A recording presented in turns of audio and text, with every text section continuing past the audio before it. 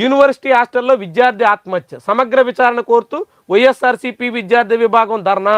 ఇక్కడ చూడండి, సాక్షి పత్రికలో కథనం ఇది.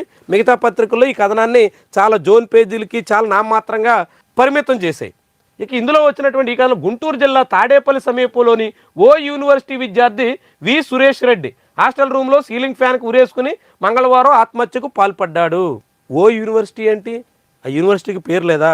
ఓ యూనివర్సిటీ కూడా ఉంటుందా? ఆంధ్రప్రదేశ్లో అలాంటి పేరుతో యూనివర్సిటీ కూడా నడుస్తుందా? యూనివర్సిటీ పేరు రాయడానికి సాక్షి వాళ్ళకి ఏం నామోషి? కేఎల్ యూనివర్సిటీలో స్టూడెంట్ బీటెక్ ఫస్ట్ ఇయర్ చదువుతున్నటువంటి స్టూడెంట్ సూసైడ్ చేసుకోవాల్సిన పరిస్థితి ఎందుకు వచ్చింది? దాని మీద వైఎస్ఆర్సీపీ ధర్నా చేసినా కూడా ఆ యూనివర్సిటీ పేరు రాయడానికి సాక్షికి మనసు రాలేదంటే ఏమనాలా? మిగతా పత్రికలు ఈనాడు, ఆంధ్రజ్యోతి లాంటి వాళ్ళు ఆ కథనాన్ని పూర్తిగా బైపాస్ చేసే పనిలో పడ్డారు. వార్త రాసిన సాక్షి యూనివర్సిటీ పేరు రాయడానికి ఎందుకు నామోషి? కేఎల్ యూనివర్సిటీలో స్టూడెంట్స్ ఇలా ఆత్మహత్యలు చేసుకోవాల్సిన పరిస్థితి దాపురిస్తుంది. కేఎల్ యూనివర్సిటీయే కాదు, అమరావతిలో ఉన్నటువంటి యూనివర్సిటీల్లో ఇటీవల పరిస్థితులు చాలా వేగంగా దిగజారిపోతున్నాయి.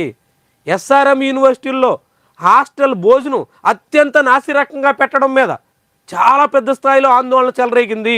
విద్యార్థుల ఆందోళనలతో ఏకంగా ఎస్ఆర్ఎం హాస్టల్కి 10-15 రోజుల పాటు సెలవులు ఇచ్చుకోక తప్పని పరిస్థితి వచ్చింది. విద్యార్థులందరినీ ఇంటికి పంపించాల్సి వచ్చింది. లక్షల రూపాయల్లో ఫీజులు, ఎక్కడ 4 లక్షలు 3 లక్షల రూపాయలు తక్కువ ఉండదు.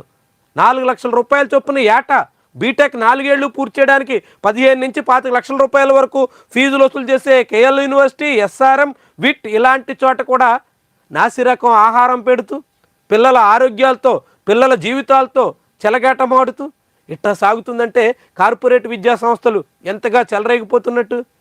ఎస్ఆర్ఎం యూనివర్సిటీలో జరిగినటువంటి విద్యార్థుల ఆందోళన మీద దర్యాప్తు సంఘం వేశారు. మరి ఆ దర్యాప్తు కమిటీ ఏం చెప్పింది? ఏం చర్యలు తీసుకున్నారు? ఎలా కట్టడి చేస్తారు? ఎస్ఆర్ఎం, విట్టు, కేఎల్ యూనివర్సిటీలు అయితే ప్రభుత్వాలు కూడా తల వంచేస్తాయా?